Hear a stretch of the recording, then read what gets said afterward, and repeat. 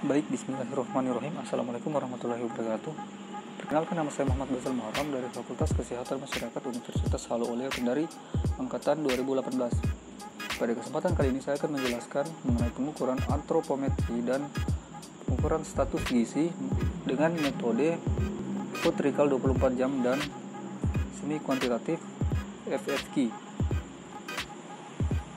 Baik, langsung saja. Antropometri berasal dari kata anthropos dan metros. Anthropos artinya tubuh dan metros artinya ukuran. Jadi antropometri adalah ukuran dari tubuh. Dari definisi tersebut dapat ditarik pengertian bahwa antropometri gizi adalah berhubungan dengan berbagai macam pengukuran dimensi tubuh dan komposisi tubuh dari berbagai tingkat umur dan tingkat gizi. Selanjutnya yaitu metode recall konsumsi 24 jam. Metode ini didasari pada makanan dan jumlah yang umumnya dikonsumsi oleh individu dalam satu hari atau lebih pada hari-hari tertentu. Metode recall digunakan pada epidemiologi gizi untuk mengukur validasi kuesioner frekuensi makanan yang digunakan sebagai instrumen pengumpulan data konsumsi primer. Prinsip dari metode food recall 24 jam dilakukan dengan mencatat jenis dan jumlah bahan makanan yang dikonsumsi pada periode 24 jam yang lalu.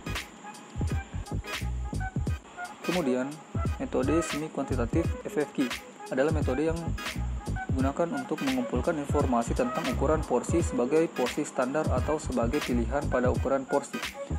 Pada metode semi kuantitatif FFQ, perhitungan asupan gizi secara keseluruhan diperoleh dengan jalan menjumlahkan kandungan zat gizi masing-masing pangan. Semi kuantitatif FFQ ini digunakan untuk meranking pola makan individu berdasarkan food atau nutrient intake berdasarkan ukuran standar porsi yang dapat menjadi referensi untuk setiap jenis pangan. Data yang didapat dari semi kuantitatif FFQ ini dapat dikonversi menjadi energi dan nutrient intake dengan mengalihkan fraksi ukuran porsi setiap jenis pangan per hari dengan kandungan energi atau zat gizi yang berasal dari daftar komposisi bahan makanan yang sesuai.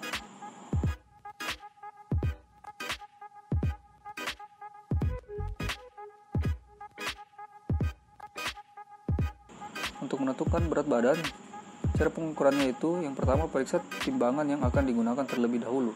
Apakah sudah menunjukkan angka 0 pada keadaan seimbang? Kemudian, orang yang akan ditimbang diminta melepaskan alas kaki dan barang-barang lain yang dapat mengganggu pengukuran. Orang yang ditimbang dipersilakan untuk berdiri tepat di tengah timbangan. Pengukur berdiri tepat di depan yang ditimbang. Kemudian pengukuran dicatat sampai 500 mg terdekat.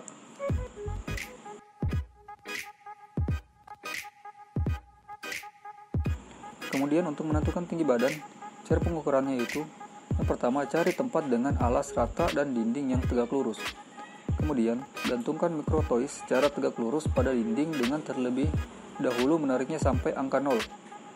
Kemudian orang yang akan diukur diminta melepaskan alas kaki, topi, dan lain-lain yang dapat mengganggu pengukuran tinggi badan. Kemudian orang yang akan diukur diminta berdiri tegak dengan mata memandang lurus ke depan, bahu lurus, punggung dan pantat menempel ke dinding, kaki rapat dan tumit menempel di dinding. Kemudian mikrotois ditarik ke bawah sampai tepat di puncak kepala. Kemudian pembacaan sampai milimeter terdekat dilakukan dengan mata memandang sejajar dengan jarum penunjuk mikrotois.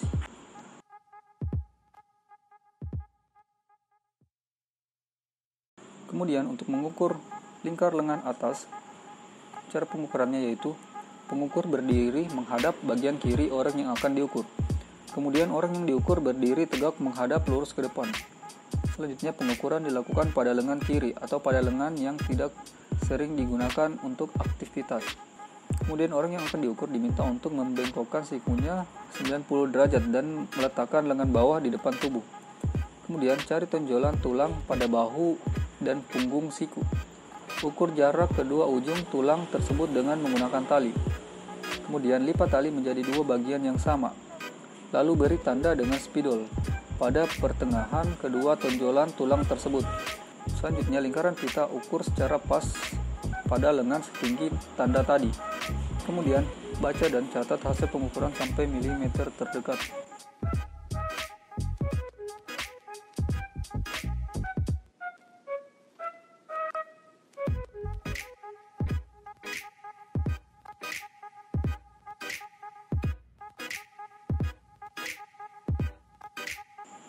Selanjutnya, langkah-langkah untuk mengukur menggunakan metode semi-kuantitatif FFQ ini.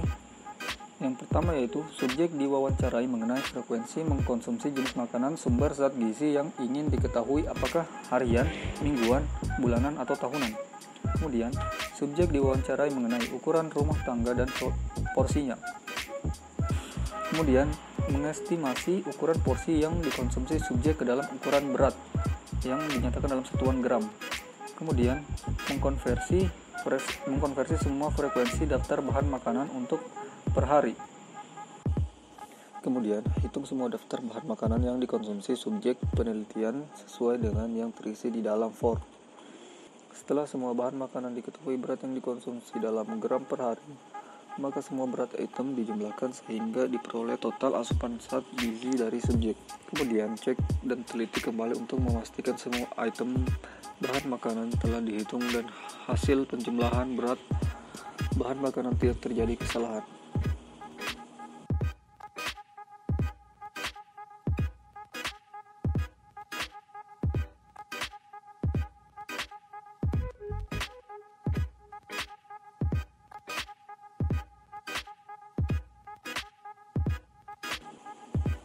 Prosedur recall 24 jam yaitu petugas atau pewawancara menanyakan kembali dan mencatat semua makanan dan minuman yang dikonsumsi responden dalam ukuran rumah tangga atau URT.